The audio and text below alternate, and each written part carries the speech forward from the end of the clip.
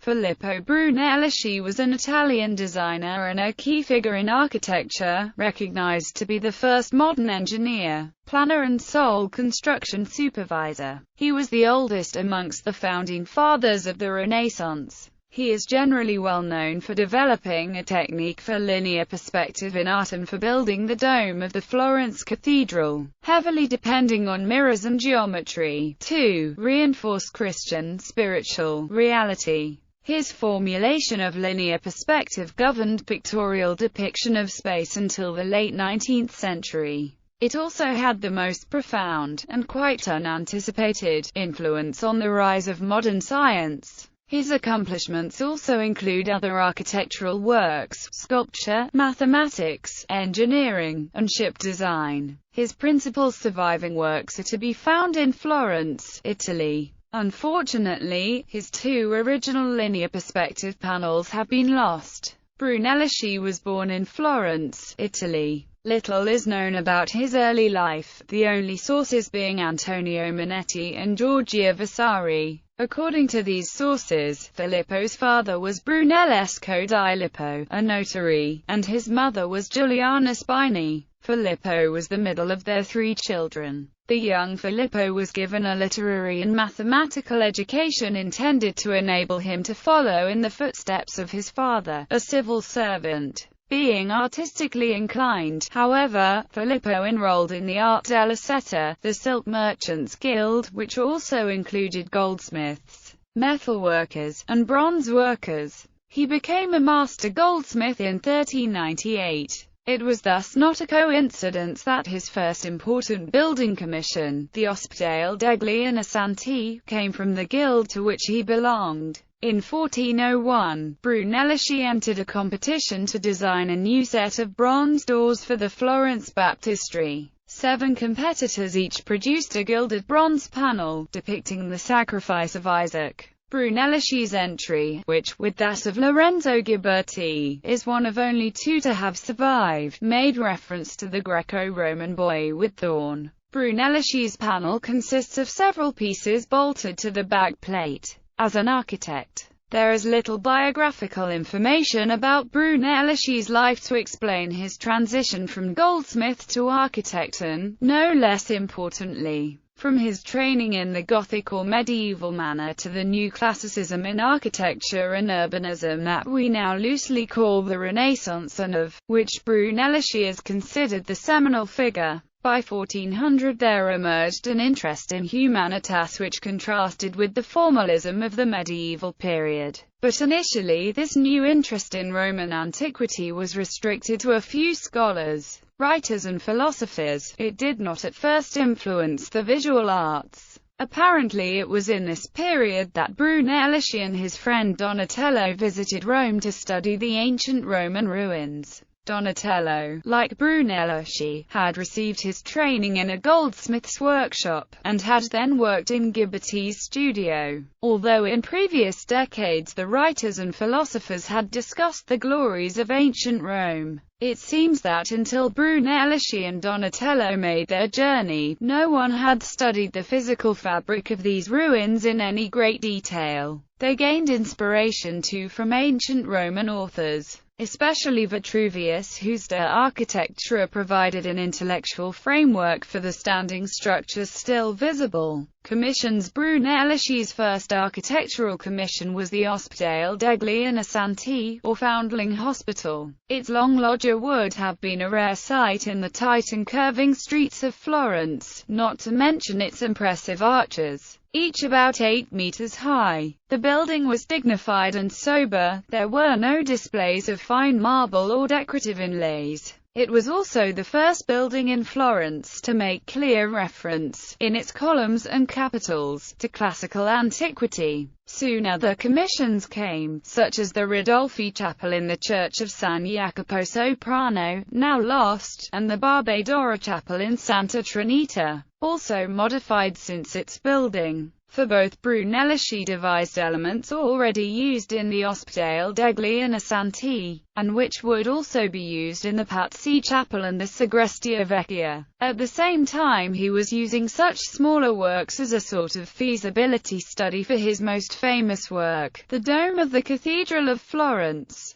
Florence Cathedral Santa Maria del Fiore was the new cathedral of the city, and by 1418 the dome had yet to be defined. When the building was designed in the previous century, no one had any idea how such a dome was to be built, given that it was to be even larger than the Pantheon's dome in Rome and that no dome of that size had been built since antiquity, because buttresses were forbidden by the city fathers, and because it was impossible to obtain rafters for scaffolding long and strong enough for the task. It was unclear how a dome of that size could be constructed without it collapsing under its own weight. Also, the stresses of compression were not clearly understood, and the mortars used in the period would set only after several days, keeping the strain on the scaffolding for a very long time. In 1418, the Arc della Lana, the Wool Merchants Guild, held a competition to solve the problem. The two main competitors were Ghiberti and Brunelleschi, with Brunelleschi winning and receiving the commission. The competition consisted of the great architects attempting to stand an egg upright on a piece of marble. None could do it but Brunelleschi, who, according to Vasari, giving one end a blow on the flat piece of marble, made it stand upright. The architects protested that they could have done the same, but Filippo answered, laughing, that they could have made the dome, if they had seen his design. The dome, the lantern and the exedra would occupy most of Brunelleschi's life. Brunelleschi's success can be attributed, in no small degree, to his technical and mathematical genius. Brunelleschi used more than 4 million bricks in the construction of the dome. He invented a new hoisting machine for raising the masonry needed for the dome, a task no doubt inspired by republication of Vitruvius Ad Her Architectura, which describes Roman machines used in the 1st century AD to build large structures such as the Pantheon and the Baths of Diocletian, structures still standing which he would have seen for himself. He also issued one of the first patents for the hoist in an attempt to prevent the theft of his ideas. Brunelleschi was granted the first modern patent for his invention of a river transport vessel. Brunelleschi kept his workers up in the building during their breaks and brought food and diluted wine, similar to that given to pregnant women at the time, up to them. He felt the trip up and down the hundreds of stairs would exhaust them and reduce their productivity. Other work. Brunelleschi's interests extended to mathematics and engineering and the study of ancient monuments. He invented hydraulic machinery and elaborate clockwork, none of which survives. Brunelleschi also designed fortifications used by Florence in its military struggles against Pisa and Siena. In 1424, he was working in Lastra or Signa, a village protecting the route to Pisa, and in 1431 in the south of Italy on the walls of the village of Staggia. These walls are still preserved, but whether they are specifically by Brunelleschi is uncertain. He also was active briefly in the world of shipmaking, when, in 1427, he built an enormous ship named Il Badelone to transport marble to Florence from Pisa up the Arno River. The ship sank on its maiden voyage, along with a sizable chunk of Brunelleschi's personal fortune. Besides his accomplishments in architecture, Brunelleschi is also credited with inventing one-point linear perspective, which revolutionized painting and paved the way for naturalistic styles to develop as the Renaissance digressed from the stylized figures of medieval art. In addition, he was somewhat involved in urban planning. He strategically positioned several of his buildings in relation to the nearby squares and streets for maximum visibility. For example, demolitions in front of San Lorenzo were approved in 1433 in order to create a piazza facing the church. At Santo Spirito, he suggested that the facade be turned either towards the Arno so travelers would see it, or to the north, to face a large, prospective piazza. Discovery of linear perspective. Brunelleschi is famous for two-panel paintings illustrating geometric optical linear perspective made in the early 15th century. His biographer, Antonio Manetti, described this famous experiment in which Brunelleschi painted two panels.